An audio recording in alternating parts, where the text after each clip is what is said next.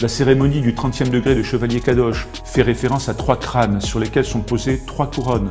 La couronne royale, une couronne de laurier et la tiare papale. Eh bien, le candidat au 30e degré, celui qui va devenir chevalier Kadosh, fait le geste de poignarder 2 de ces couronnes. Il s'agit de la couronne royale et de la tiare papale.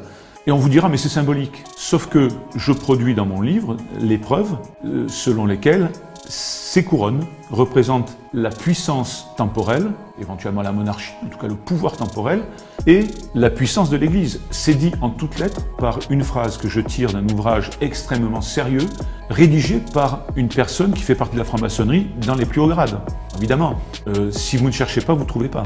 Et la couronne du milieu, c'est celle qui est la couronne portée prétendument par Jacques de Molay, le fameux chef des Templiers, qui est une couronne de laurier, mais qu'on trouve au 4e degré sans qu'il soit fait référence aux Templiers à cet instant de la progression initiatique. Et on vous dit, dans le rituel, vous expliquez, ce sont des phrases qui sont toutes faites, vous expliquez, vous portez cette couronne de laurier parce que, en quelque sorte, vous avez conscience de votre devoir.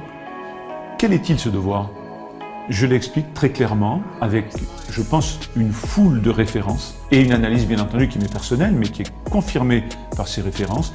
La franc-maçonnerie combat l'Église.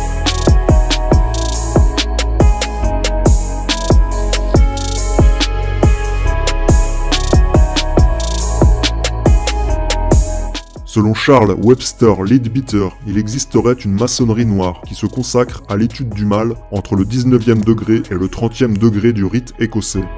Le 30e degré étant connu sous le nom de Chevalier Kadosh.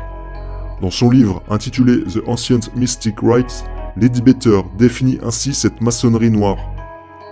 Rares sont les frères égyptiens qui semblent avoir dépassé le degré de la Rose-Croix. Ce sont ceux qui ont besoin de connaître davantage que la splendide révélation de l'amour de Dieu qu'ils ont reçu dans ce que nous appelons le 18e degré. Mais pour ceux qui ressentent qu'il y a encore beaucoup plus à apprendre de la nature de Dieu et qui souhaitent ardemment comprendre le sens du mal et de la souffrance ainsi que sa relation avec le plan divin, le prototype d'une maçonnerie noire existe.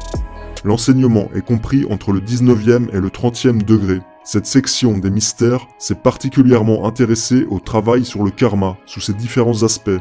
Ainsi, la première étape de l'instruction plus élevée, celle de la Rose-Croix ou de la maçonnerie rouge, se consacre à la connaissance du bien.